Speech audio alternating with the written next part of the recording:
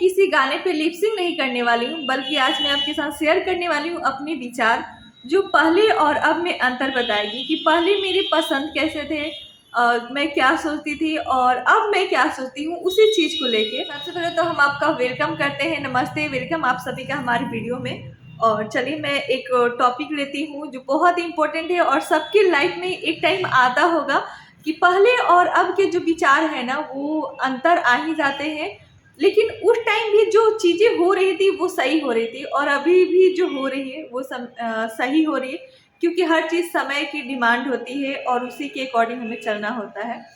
तो सबसे पहले तो मैं बताना चाहूँगी कि जब मैं 8 क्लास में थी, 8 क्लास 7 8 क्लास 9 क्लास ऐसे करके, तो उस टाइम पे 8 हमारा बोर्ड हुआ करता था। तो 8 क्लास तक जो पढ़ी लिखी लड़कियां होती थी, 8 क्लास उनके लिए काफ़ी था।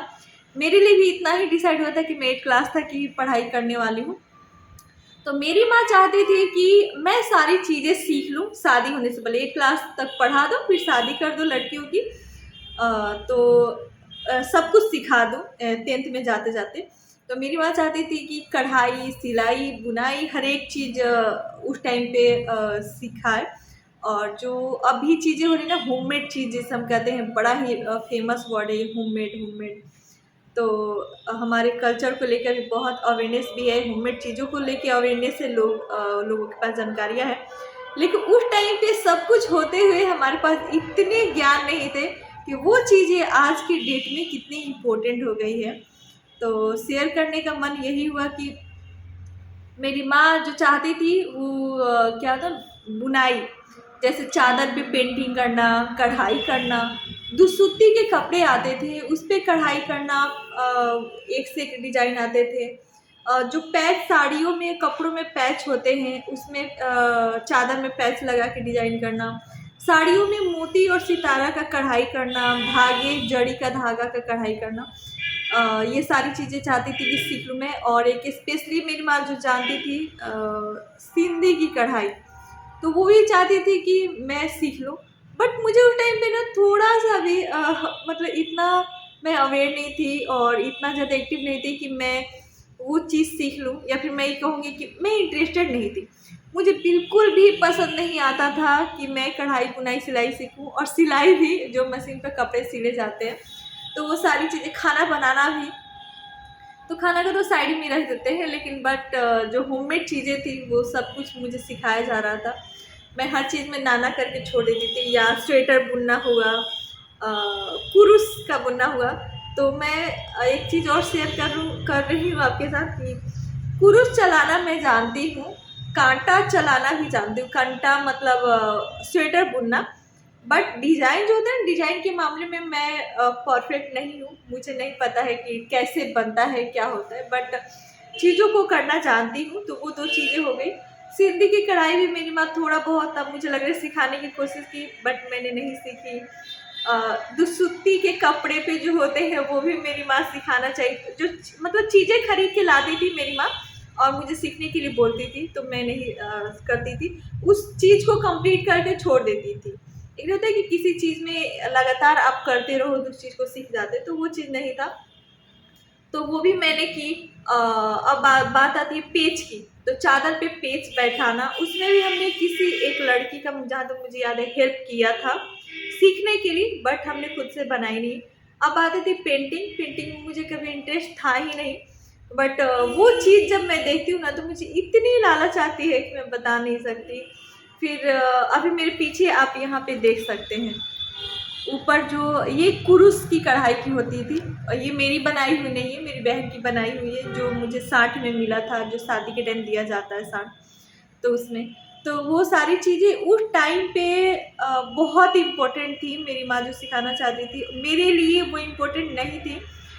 मेरे लिए मुझे लगता था कि सब बेकार है करना, आखिर में करना क्या है, खाना ही तो बनाना है शादी के बाद, मैं कभी कढ़ाई बुनाई नहीं करूँगी, बहुत मेहनत का काम है, शायद मैं मेहनत से भी भागना चाहती थी।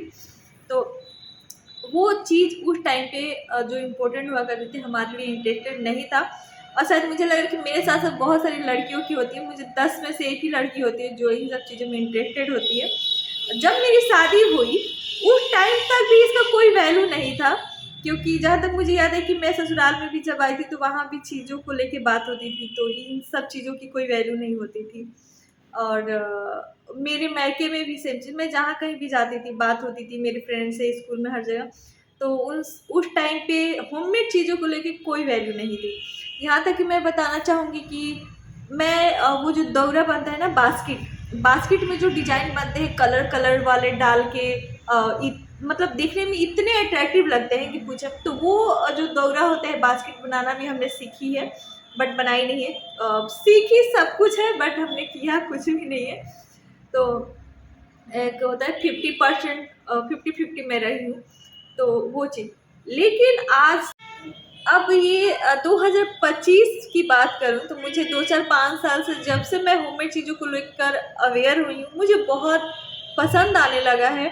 और मुझे लगता है कि वो थोड़ी महंगी भी मिलती है, फिर भी मुझे बहुत पसंद है, और पैसे हो तो मैं सारी चीज़ें खरीद लूँ, क्योंकि होममेड चीज़ें थोड़ी महंगी भी मिलती है और बहुत अट्रैक्ट करती है। इतने प्यारे लगते हैं ये चीज़ें ना कि पूछिए मत। और ए टू जेड चीज़ें होममेड मिलती हैं सभी तरह के। और जो चीज़ें हमने उस टाइम पे देखी थी, जो डिज़ाइन मेरे गांव में, वही चीज़ें अब मिलती हैं।